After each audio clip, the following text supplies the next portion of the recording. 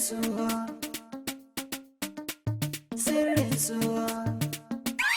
za mu tattauna daga ɗaya a cikin wanda suke cikin garin domin jin tarihin wannan ruwan. Assalamu alaikum, sunana Musa Muhammad Tanagar. Ɗaya daga cikin tarihin wannan ruwan shine a lokacin da rayuwa ta kai rayuwa babu wani ruwan sha sai wannan ruwa din. A lokacin iyayenmu manya su ne mafarautan garinmu da kuma sauran masu sana'anta haka. Idan an tashi za a dinga hau jakuna da sauransu a zuwa ɗebi ruwa zuwa cikin gari a je a yi amfani da shi wanka, sallah, sha da sauransu.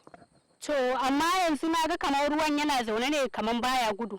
Yana tafiya. A haka dai ba za ki gari tafiyarsa ba saboda bahagon rafi ne gabar yake yi. Da yana yin yamma ne shine za ki kalli tafiyarsa, amma yanzu haka yana tafiya.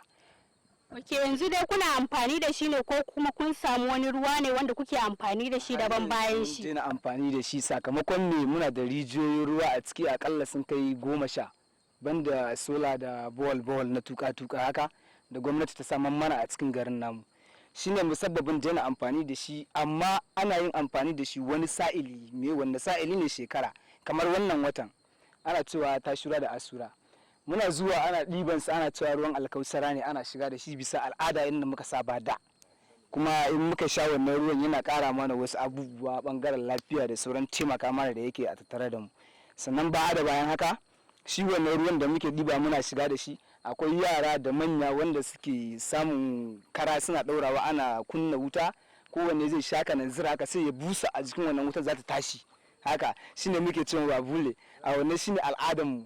Wannan ruwan kuma yana tare da mu, kowa zai daga ya sha. Sakamakon wannan kananzirin ko hadiyar sa kayan ka sha wannan ruwan ya wanke kenan. Idan dai na fuskance ku rike wannan ruwan a bisa al'ada sannan kuma yana muku amfani kamar dai na sinadarin magani haka. Yawwa, so haka ne mun rike shi al'ada to amma kuma a bisa akasi yana karewa da rani.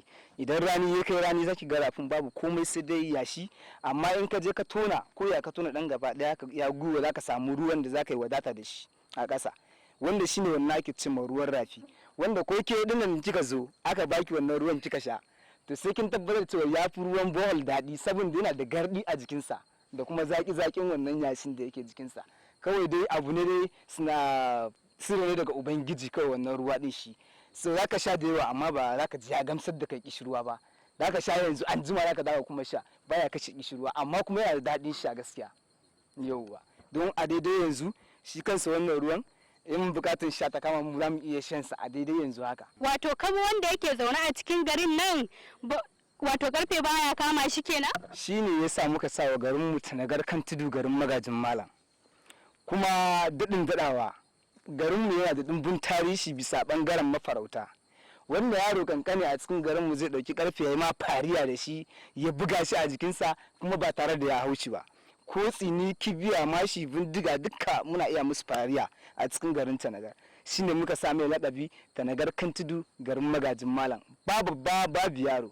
Hatta yan gefe mu suna mana waƙe wani lokaci suna cewa Tanagar kan tudu jarabar duniya. Yaro kankane duka zai maka.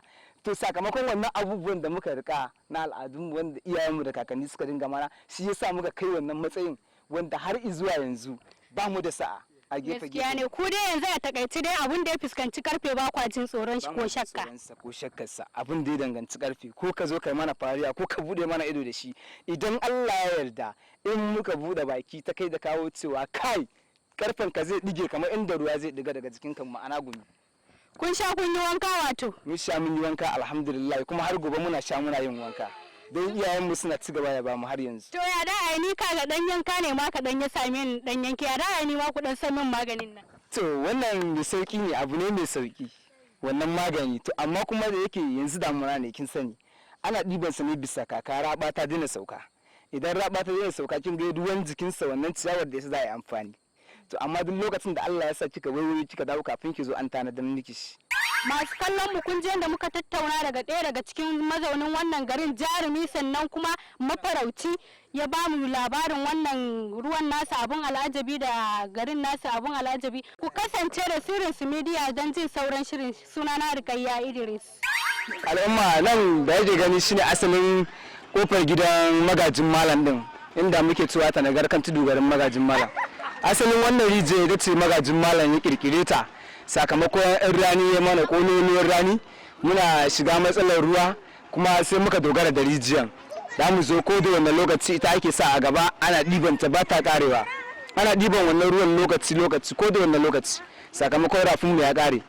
So da Allah ya kawo mana ci gaba kuma ita rijiyan sai ta kafe sakamakon tana da wani kogi daga kogonta daga nan har wudil yake. Serious haka ne. Kogonta an kashi da ciki tana da kogo daga nan har wudil don an taba biyo wani komi daga ruwan wudil ya zo nan kuma an zo an same shi a ciki ya kuma kumin shi ya dauke sa. Sakamakon haka ruwan ya kare yara suna zuwa suna wasa a kofar gurin kuma suna dan fadawa ana rasa rayuwarsu. Shi yasa aka yanke shawaran wannan rodin a saka shi tunda Allah ya sa an samu wata rijiya ta tuka wata za a dinga ɗiban ruwa sai aka samu kuma wannan rodin aka rufe shi sakamakon ta mutu ta daina aiki kenan shine musabbabin rufe wannan gurin da aka yi da rijiya da wannan rodi. Akalla ta kai shekara nawa? Akalla gaskiyar lamari kamar inda baba yake cewa akalla ta kai shekara 70 da wani abu don mu ma tasowa muka same ta tabbas ta kai shekara 70 da wani abu kuma ana amfani da ita har tasowar mu har wayen mu da kurucin mu mun taso mun gara diba dan mu ma mun sha mu diba mu je mu kai gida.